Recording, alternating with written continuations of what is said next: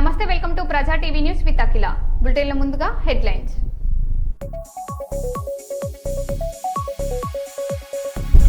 కొండా సుస్మిత వ్యాఖ్యలకు కొండా సురేఖ నైతిక బాధ్యత వహించి రాజీనామా చేయాలి. ఎమ్మెల్యే రామచంద్ర నాయక్.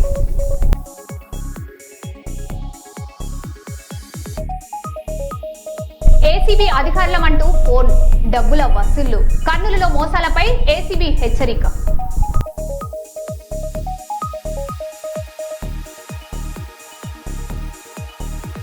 యాదాద్రి భువనగిరి జిల్లా ఫార్మా కంపెనీలో రియాక్ట్ పేలుడు. 2 మృతి, మరో 14 మందికి గాయాలు.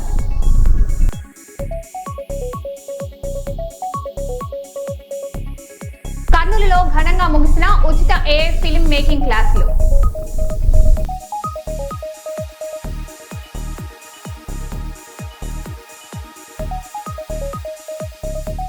మాదాపూర్లో 7 అంతస్తుల భవనం కుప్పకూలింది. నాలా పక్కనే అక్రమ నిర్మాణంపై తీవ్ర విమర్శలు.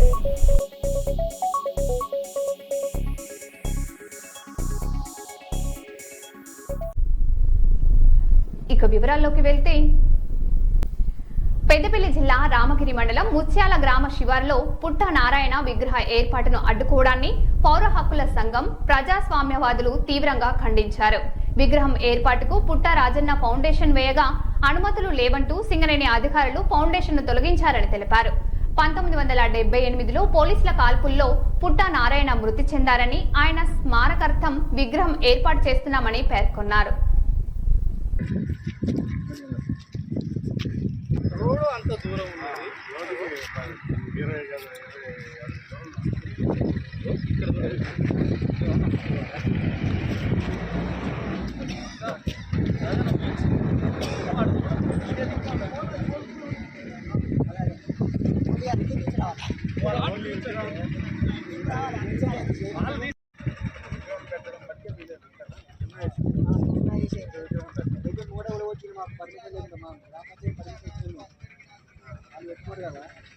రాత్రిలో ఇచ్చారు.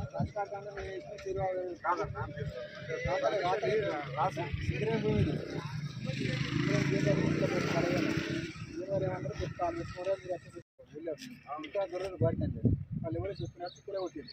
కనీసం మా గ్రామ కొట్టింది ఎవరు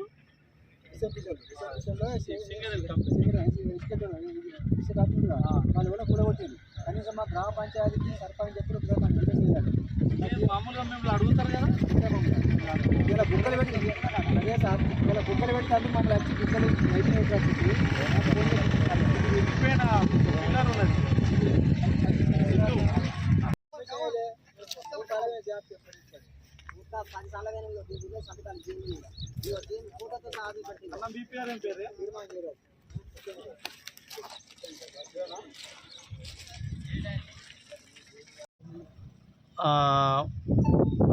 ఉమ్మడి కరీంనగర్ జిల్లాలో భాగమైన పెద్దపల్లి జిల్లా రామగిరి మండలం ముస్త్యాల గ్రామానికి చెందిన ఈ గ్రామ శివారులో మనం ఇక్కడ ఉన్నాం. ఈ గ్రామానికి చెందిన పుట్ట నారాయణ సింగరేణి కార్మికుడు. లెవెనియా బైలో పనిచేస్తున్న క్రమంలో, 6 ఇంక్లైన్ మైన్లో పనిచేస్తున్న క్రమంలో 5 ఏప్రిల్ 1978న గోదావరి ఖని ప్రాంతంలో ఉన్న సింగరేణి కార్మికులు, పలు రాజకీయ పార్టీలు, ట్రేడ్ యూనియన్ నాయకులు, విద్యార్థులందరూ కలిసి ఆ సంవత్సరం మార్చి 29వ తేదీన హైదరాబాద్లోని నల్లకుంట పోలీస్ స్టేషన్ పరిధిలో రమేష్ జాబీ అని ఒక స్త్రీ అలా భర్తను నల్లకుంట పోలీస్ స్టేషన్లో 28 అర్ధరాత్రి అత్యాచారం చేసి ఆమె భర్తను చంపిన సంఘటనపై ఉమ్మడి ఆంధ్రప్రదేశ్లో అప్పుడు చాలా నిరసన, తీవ్రమైన ప్రజలందరూ ఆ పోలీస్ స్టేషన్లో ఆ యువతి పైన అత్యాచారం, భర్తను చంపిన బాగా నిరసనలు జరిగినాయి. ఆ నిరసనలో భాగంగా గోదావరి ఖనిలో కూడా సింగరేణి కార్మికులు, విద్యార్థులు, యువకులు అందరూ కార్మిక నాయకులు నిరసనలు తెలుపుతున్న క్రమంలో న్యూయార్క్ ప్రాంతంలో 5 తారీఖు ఏప్రిల్ 1978లో ఈ పుట్టనారాయణ సింగరేణి కార్మికుడు 24-25 సంవత్సరాల వయసు ఉంటుంది సుమారప్పటికి. తన సైకిల్ పంక్చర్ అయితే రిపేర్కి ఇచ్చిండు. దానికోసం గోదావరి ఖని న్యూయార్క్ టాకీస్ అర్జున్ స్వీటాజ్ ఏరియాకి పోతున్న క్రమంలో అప్పుడు పోలీసులు కాల్పులు జరిపితే పుట్ట నారాయణ చనిపోయాడు. ఆ పుట్ట నారాయణ చనిపోయిన తర్వాత తెలంగాణ రాష్ట్రంలో, అప్పటి ఆంధ్రప్రదేశ్ రాష్ట్రంలో దేశవ్యాప్తంగా ఇక్కడ జరిగిన అల్లర్ల మీద ఎమర్జెన్సీ అయిన తర్వాత బీజేపీ జనతా ప్రభుత్వం అధికారంలోకి వచ్చిన తర్వాత ఇక్కడ ఆంధ్రప్రదేశ్లో కాంగ్రెస్ ప్రభుత్వం ఉన్నది. కమిషన్ లేసిళ్ళు ఈ అరమజామి ఇష్యూ మీద, దాని మీద జరిగిన కాల్పుల మీద జరిగిన పోలీసుల మీద కావచ్చు, మిగతా అన్నిటి మీద చర్యలు తీసుకోవాలని ఇవన్నీ జరిగినాయి. కానీ దురదృష్టవశాత్తు చాలా ఒక దౌర్భాగ్య పరిస్థితి ఏంటంటే, మన గ్రామానికి చెందిన ఇక్కడి పుట్టనారాయణ చనిపోయి ఈ వాటికి 48 సంవత్సరాలు అవుతుంది. ఇప్పటి వరకు కూడా ఆ పుట్టనారాయణకు సంబంధించిన సింగరేణి ఉద్యోగం కావచ్చు, లేదా ఆ కుటుంబానికి డిపెండెంట్ ఎంప్లాయ్మెంట్ కావచ్చు, లేదా ఏదైనా కుటుంబాన్ని సింగరేణి యాజమాన్యం ఆదుకోలేదు. అప్పటి కాంగ్రెస్ ప్రభుత్వం, అప్పటి ఉమ్మడి ఆంధ్రప్రదేశ్లో ఉన్న జలగం వెంగళరావు ప్రభుత్వం కావచ్చు, తర్వాత మర్రి చెన్నారెడ్డి ప్రభుత్వం. ఇప్పుడు నిలబడి ఉన్న ప్రాంతం పెద్దపల్లి జిల్లా గోదావరిఖని నగర శివారులో ఉన్న రామగిరి మండలంలోని ముత్యాల గ్రామ శివారు. ఈ శివారు దగ్గర మనం నిలబడి ఉన్న ప్రదేశం, ఇక్కడ ఒక దిమ్మె కట్టి ఉన్నది పూర్తిగా, అయితే అది పడగొట్టేశారు. ఇక్కడ ఈ దిమ్మె మీద ఒక విగ్రహ ప్రతిష్ఠ చేయాలని చెప్పి అందుకోసంగా దాదాపుగా చాలా రోజులుగా ప్రయత్నం చేస్తున్నారు. అతను ఆ విగ్రహం పెట్టదలుచుకున్న వ్యక్తి పేరు పుట్టా నారాయణ. ఈ పుట్టా నారాయణ 1977 సంవత్సరంలో పోలీస్ కాల్పుల్లో గోదావరిఖనిలోనే జరిగిన పోలీస్ కాల్పుల్లో, అప్పుడు రమీజాబీ అత్యాచారం మీద జరిగిన నిరసనలో పోలీస్ కాల్పులు జరిపితే ఆ కాల్పుల్లో ఆయన చనిపోయాడు. అప్పటికి ఆయన సింగరేణిలో ఉద్యోగి కూడా.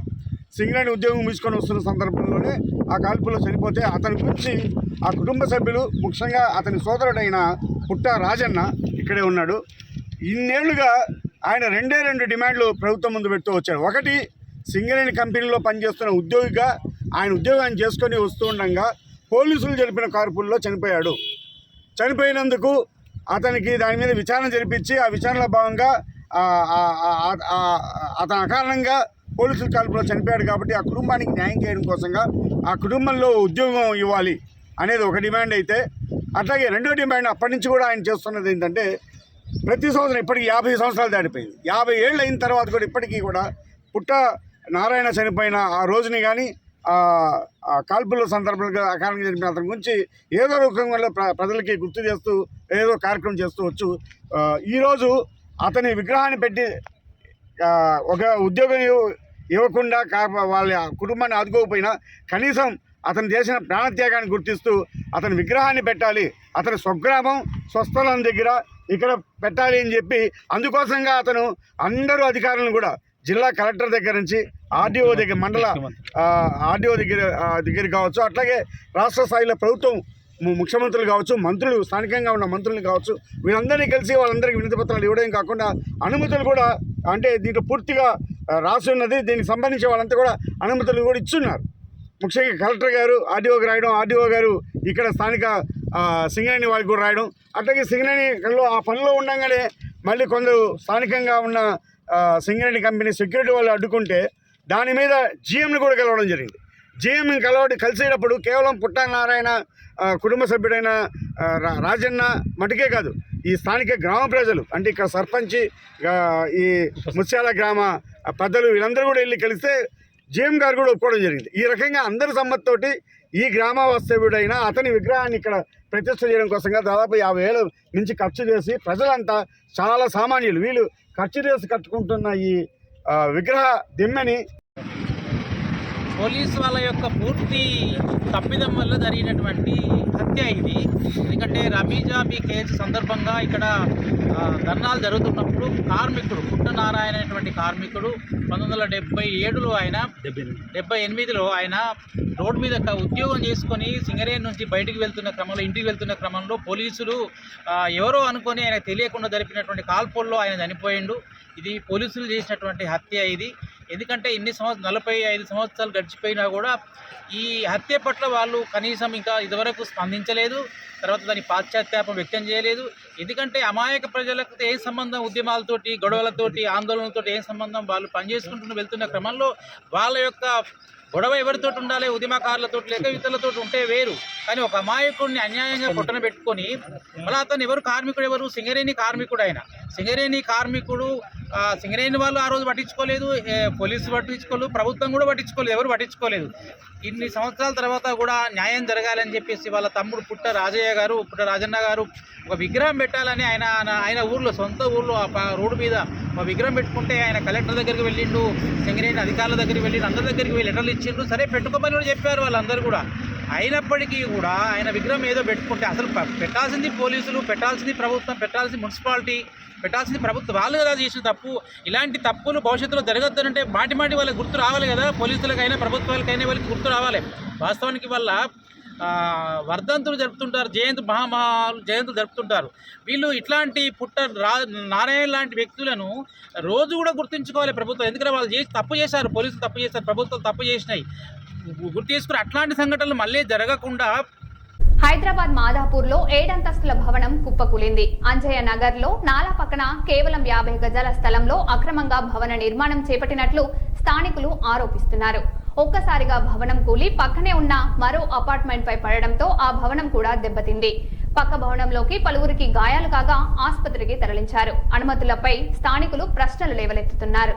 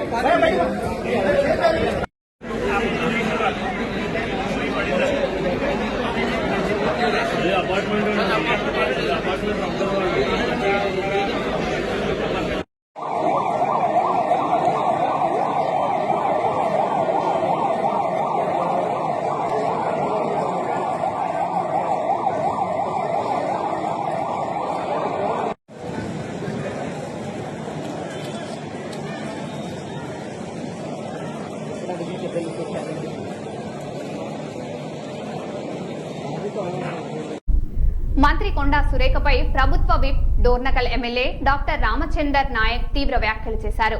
కొండా సుష్మిత చేసిన వ్యాఖ్యలకు కొండా సురేఖ నైతిక బాధ్యత వహించి రాజీనామా చేయాలని డిమాండ్ చేశారు. కొండా సురేఖకు పుట్టినంత మాత్రాన కొండా సుష్మిత నాయకురాలు కాదని అన్నారు. మీరు మారని పార్టీ లేదని, ఏ పార్టీలో ఉన్నా ఆ పార్టీ నేతలని విమర్శిస్తారని ఘాటు వ్యాఖ్యలు చేశారు. సెక్యులర్ పార్టీ, ఈ పార్టీలో ఎవరైనా పార్టీకి వ్యతిరేకంగా మాట్లాడుతున్నారంటే పార్టీకి నష్టం కలిగించే విధంగా భావించి క్రమశిక్షణ చర్యలు తీసుకోవాల్సిందే. వారు నైతిక బాధ్యతగా వారు రాజీనామా చేస్తే బాగుంటది. అదేవిధంగా వరంగల్ రాజకీయాల్లో సురేఖ గారు మంత్రిగా 2.5 సంవత్సరాలు గడిచిన తర్వాత కూడా ఏనాడు వరంగల్ జిల్లా సొంత జిల్లాలో నాయకులతో కూడా సఖ్యత లేదు.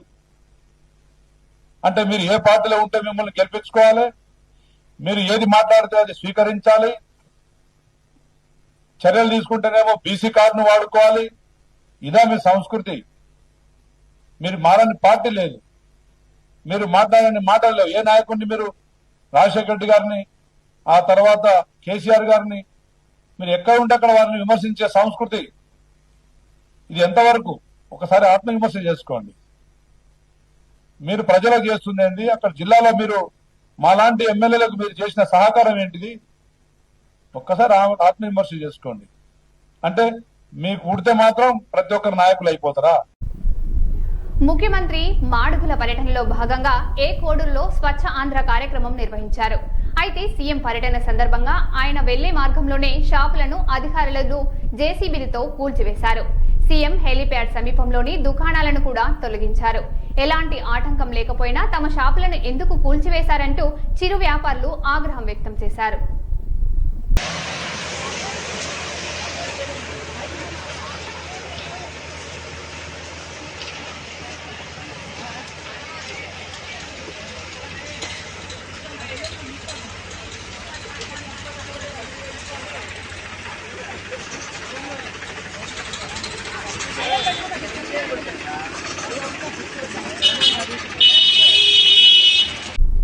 అంబేద్కర్ కోనసీమ జిల్లా రాజోలు మండలం శివకోటి గ్రామంలో మెగా యూత్ ఫోర్స్ ఆధ్వర్యంలో చిరంజీవి పుట్టినరోజు వార్షికోత్సవాలు ఘనంగా నిర్వహించారు. వేడుకల్లో భాగంగా మెగా రక్తదాన శిబిరంతో పాటు మాదక ద్రవ్యాల నిర్మూలన, హెల్మెట్ వినియోగం, అతివేగం వల్ల కలిగే ప్రమాదాలపై యువతకు అవగాహన కల్పించారు. కార్యక్రమానికి ముఖ్య అతిథిగా కొత్తపేట డీఎస్పీ సుంకర మురళీమోహన్, రాజోలు సిఐ నరేష్ బాబు హాజరై యువతకు పలు సూచనలు చేశారు. సినిమా యాక్టర్లు అందరూ ఒకటే, వాళ్ళంతా ఒకటే. ఏదైనా ఆపదలు వచ్చినప్పుడు అందరూ కూడా, అంటే ఇప్పుడు మీరు ఇంకా కొత్త జనరేషన్, మీకు తెలియదు, గతంలో ఉప్పెన అయ్యని వచ్చినప్పుడు కానీ, లేదా సైక్లోన్ బీభత్సమైన వరదలు వచ్చినప్పుడు కానీ ప్రతి సినిమా యాక్టర్ కూడా జోలు పట్టుకుని రోడ్డు మీద సందాలు వసూలు చేసిన రోజులు ఉన్నాయి. మేము కూడా పోలీస్ ఆఫీసర్స్గా పబ్లిక్ దగ్గరికి వెళ్ళి అన్ని వసూలు చేసి వాళ్ళకి పంపించిన రోజులు ఉన్నాయి. మీరు ఒక్కరోజు చిరంజీవి ఫ్యాన్స్ అయితే అండి, ఎవరెవరు అందరు ఫ్యాన్స్ ఉంటారు దీంట్లో. మీరు ఇవాళ ఒక మంచి నిర్ణయం తీసుకోండి. నేను ఇవాళ నుంచి నాకు ఏదైనా చెడు అలవాటు ఉంటే, మీరు నిజమైన చిరంజీవి అభిమానం అయితే, నిజమైన బాలకృష్ణ అభిమానం అయితే, నిజమైన పవన్ కళ్యాణ్ అభిమానం అయితే, నిజమైన మహేష్ బాబు అభిమానం అయితే, ఎవరైతే ఉన్నారో అందరూ అభిమానులు అయితే, నిజంగా మిమ్మల్ని మీ పేరెంట్స్ని మీరు గౌరవిస్తే నేను ఒకటి చెప్తాను, ఈ అభిమానాలంతా పక్క పెట్టి మీ పేరెంట్స్ పట్ల మీకు రెస్పెక్ట్ ఉంటే ఈరోజు ఒక నిర్ణయం తీసుకోండి. నేను ఈ చెడు అలవాటు వదిలేస్తున్నాను, దాన్ని వదిలేయడానికి మీరు కాశీదాకా వెళ్ళవసరంలా. కర్నూలు జిల్లా ఆదోని మండలం దొడ్డనకేరి గ్రామంలో ఎస్సీ కాలనీకి కేటాయించిన పీడీఎఫ్ బియ్యం పంపిణీపై వివాదం నెలకొంది. 68 క్వింటాల బియ్యం లెక్కల్లో స్పష్టత లేదని ఆరోపిస్తూ టీడీపీ మండల అధ్యక్షుడు శివప్ప ఎంఆర్ఓ కార్యాలయంలో నిరసనకు దిగారు. సంబంధిత ఆర్ఐపై వైసీపీ నాయకులతో కుమ్మక్కయ్యారనే ఆరోపణలు చేస్తూ విచారణ జరిపి తప్పు తేలితే సస్పెండ్ చేయాలని డిమాండ్ చేశారు. అధికారులు బియ్యం పంపిణీ లెక్కలపై స్పష్టత ఇవ్వాలని గ్రామస్తులు కోరారు.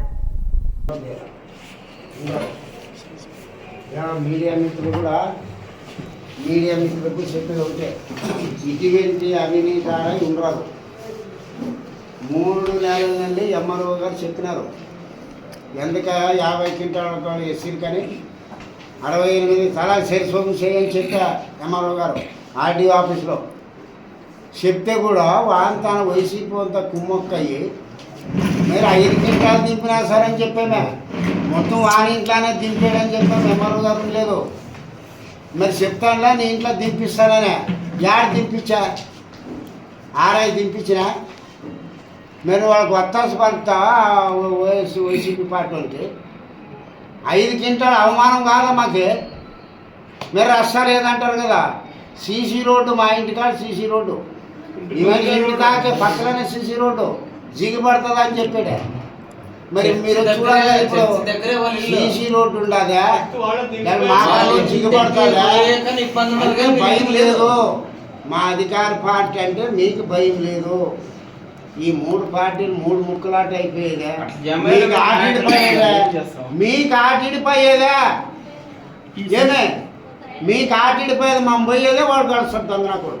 ఈ ఆరైతే నేను ఎన్నో మాటలు చూసానా, కలుస్తాడు, ఏం చేస్తాడో ఏం లేదు, అది కలుస్తాడు లేదని సార్ లేడు. ఈ సమస్య ఎక్కడ జరుగుతుంది? ఎక్కడిది సమస్య? బిడ్డలకేది వైసీపీ నాయకుడు అక్కడ ఎవరు పేరు ఉరుకుందాప, వాడు కొడుకు అశోక్. వాళ్ళ పేరు మన మీద చెప్తాం, వాళ్ళ పేరు వాళ్ళని అడగండి. వాళ్ళంజా కూడా పేరు ఏం చెప్తాం మరి వాళ్ళ పేరు మన సంగతి పలికిస్తారా మమ్మల్ని? వాళ్ళ శత్రువు వాళ్ళంజా కొడుకులు మాకు, మరి వాళ్ళ పేరు ఎట్లా అడుగుతారు? మీరు వాళ్ళని అడగండి చెప్తారు. విషయం ఏమి లేదు. ఇప్పుడు పూర్తి సస్పెండ్ చేయాలా. ఆఫీసర్లు మా గవర్నమెంట్ మాటలు బాగుంటే వారిని నిమిషాలతో సస్పెండ్ చేయాలా. సస్పెండ్ చేయని మిగతా కాదు, బైపార్కేషన్ చేయండి. 2 పెద్ద కూటమి, అది ఒకటి ఎస్సీకి ఒకటి బీసీకి. ఎస్సీకి ఇప్పించాను ఒకటి, ఒకసారి 50 క్వింటాలు దింపారు. ఎస్సీలు అంటే అంత చురుకున ఒకసారి 30 క్వింటాలు, మొన్న 3వ కోటకి 5 క్వింటాలు. మరి ఏం చెప్తాడు బీసీలకి? మరి మాధవనింటికి చేసేవాడు శివప్ప, మరి మాధవనింటికి పోతారా? మీరు చూడండి, ఏ మా మాట లేప ఇదే వాడు మిషన్ ఇస్తాడు కదా, అన్ని కులాలు అన్నీ వాడేస్తాడు భీమం. వాడేమంటాడు ఎస్సీలు కూడా డివైడ్ చేయాలి, ఇది చెప్పేసి ఇది తెలిసి ఇసురుకోటే కదా వాడు మాకు కూడా అడిగేది ఇసురుకోటే ఇష్టం. బీసీలంతా మాకనేగా లేదు కులం ఏర్పడినాను, అన్ని కులాలు ఉండాలా ఈ కోటలో, ఆ కోటలో అన్నీ ఉండాలా అని చెప్పాను. నువ్వు ఆర్ఐ అండి, గవర్నమెంట్ ఆఫీసర్ అయ్యింది నువ్వు అని కొత్త నువ్వు సస్పెండ్ చేసేది వాడిని సస్పెండ్ చేసేది ఇడిచిపెట్టి నువ్వు వాడిని కొత్త పలుకుతావా నువ్వు? నువ్వు ఎట్లా ఇరువాయా నువ్వు? ఏమన్నా ఈరోజు కొత్తగానాను 3 నెలలు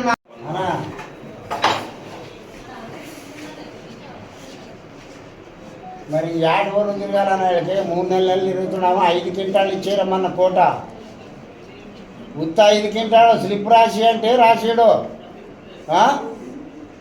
తలా 70 క్వింటాలు రావాలా.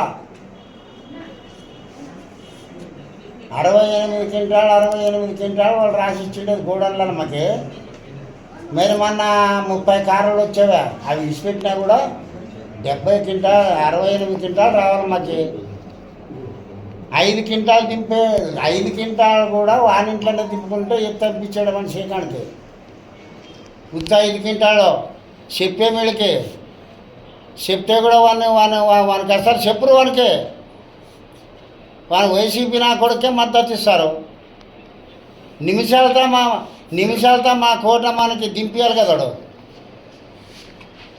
వీళ్ళు చెప్తే. లేదు నాకు స్లిప్ ఇవ్వాలన్నాండి, స్లిప్ ఇచ్చే వరకు దేశమని చెప్పు.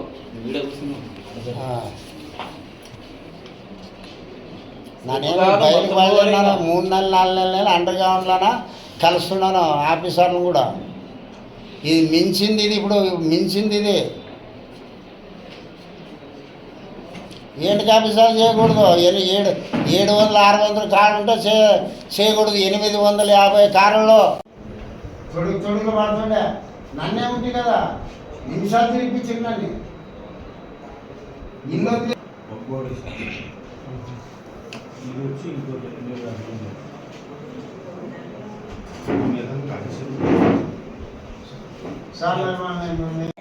మీరు వైసీపీ నాయకులతో లోపాయికార ఒప్పందం గురించుకొని వైసీపీ నాయకులు కొమ్ము కాస్తున్నారట. చెప్పండి సార్ ఈ విషయం మీద.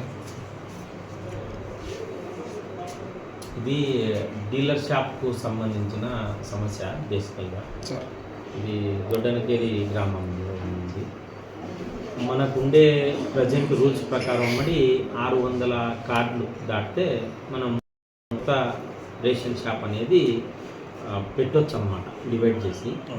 అయితే మనకు ప్రతి ఒక్క దానికి ఒక నోటిఫికేషను, ఒక పద్ధతి అనేది, సిస్టమ్ అనేది ఉంది. ఇప్పుడు 600 దాటితేనే 601వ కార్డు వస్తేనే వెంటనే డివైడ్ చేయాలంటే వీలు కాదన్నమాట. ఉదాహరణకు చెప్తున్నాను, ఇప్పుడు ఆ ఊర్లో అవసరమైతే ఉంది, అయితే మనకు కోరినప్పుడు రావాలంటే అది ఉండదు. కాబట్టి అది గవర్నమెంట్ దృష్టిలో పెట్టుకొని అన్నిటికీ ఒకటేసారి జిల్లా వ్యాప్తంగా నోటిఫికేషన్ అనేది వదులుతారు. రేషన్ షాపుల బైఫర్కేషన్ అని చెప్పేసి దానికి కూడా ఉత్తీర్ణులైన వాళ్ళ నుంచి మనకు సపరేట్ ఒక ఎగ్జామ్ పెట్టి దానికి కూడా కొన్ని క్వాలిఫికేషన్స్ ఉన్నాయి. 10వ తరగతి పాస్ కావాలా, దానికి కనీసం వాళ్ళు దానికి తగిన స్తోమత కూడా ఉండాలి, ఆర్థిక స్తోమత ఇట్లాంటివన్నీ పరిగణలోకి తీసుకొని ఎగ్జామ్ పెట్టి దాంట్లో తీసుకొని వాళ్ళ ద్వారానే రన్ చేస్తారు ఇది పీడిఎస్ సిస్టమ్. కాబట్టి ప్రస్తుతానికి మనము ఏదన్నా అక్కడ స్థానికంగా ఏదైనా ఏరియాలను బట్టి, అంటే ఇప్పుడు ఎస్సీ కాలనీ ఉంటుంది, బీసీ కాలనీ ఉంటుంది, ఒకదాని నుంచి ఒకటి దూరం ఉండే అవకాశం ఉంటుంది. అట్లాంటి దానిలను ఏదన్నా దృష్టిలో పెట్టుకొని స్థానికంగా అదే డీలరు ఈ ఏరియాకి వచ్చి పంచడమా, లేకపోతే మన రెవెన్యూ వాళ్ళ ద్వారా ఒక తలారిని కానీ ఉన్నది కానీ పెట్టి ఈ ఏరియాలో కొంత భాగం, ఆ ఏరియాలో కొంత భాగం ఉంచి వాళ్లకు అవసరాలను తీర్చడానికి ప్రయత్నం చేస్తాము. మనకు పార్టీల పరంగా మాట్లాడేది అవకాశం ఉండదు, ఎందుకంటే పబ్లిక్ కోసము మన వ్యవస్థ ఉంది కాబట్టి మనకు ఆ ప్రభుత్వం కోసం ఈ ప్రభుత్వం కోసం అనేది ఏం లేదు. ప్రజల కోసం ఉద్దేశించినది కాబట్టి దాన్ని దృష్టిలో పెట్టుకొని పోతూ ఉంటాము. అయితే స్థానికంగా కొన్ని సమస్యలు అయితే ఉంటాయి, అది అందరికీ తెలిసిన విషయమే. దానిలో కూడా బ్యాలెన్స్ చేసుకొని మనం అందరినీ తృప్తిపరిచే విధంగా, ప్రజల్లో సంతృప్తి స్థాయి పెంచే విధంగా ఫర్దర్గా చర్యలు తీసుకుంటాము. దీని కొరకైతే కొంత టైం అయితే వేచి చూడాల్సిందే. పెద్దలు ఎవరన్నా నాయకత్వం కూడా గ్రహించాలని మీడియా ద్వారా తెలియజేస్తున్నాను. ధన్యవాదాలు. శేషపని తహసీల్దార్ ఆధ్వర్యం. యాదాద్రి భువనగిరి జిల్లా భూదాన్ పోచంపల్లి మండలం దోతిగూడెంలోని హేజోలో ఫార్మా కంపెనీలో రియాక్ట్ పేలింది. ఈ ప్రమాదంలో 2 కార్మికులు మృతి చెందగా మరో 2 పరిస్థితి విషమంగా ఉంది. మరో 12 మందికి గాయాలైనట్లు సమాచారం. భారీగా మంటలు, దట్టమైన పొగ అలుముకున్నాయి. రసాయనాలు లీక్ కావడంతో సమీప గ్రామాల్లో ఘాటైన వాసన వ్యాపించి ప్రజలు ఇబ్బందులు పడుతున్నారు. 3 నెలల్లోనే కంపెనీలో ఇది 2వ రియాక్ట్ పేలుడు ఘటనగా తెలుస్తోంది.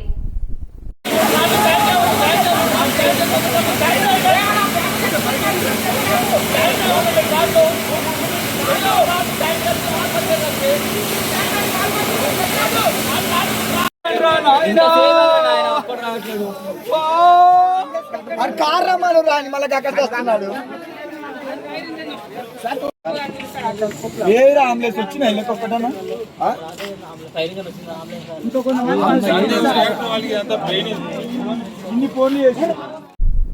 మరో బులెటిన్లో మళ్ళీ కలుద్దాం. Stay tune.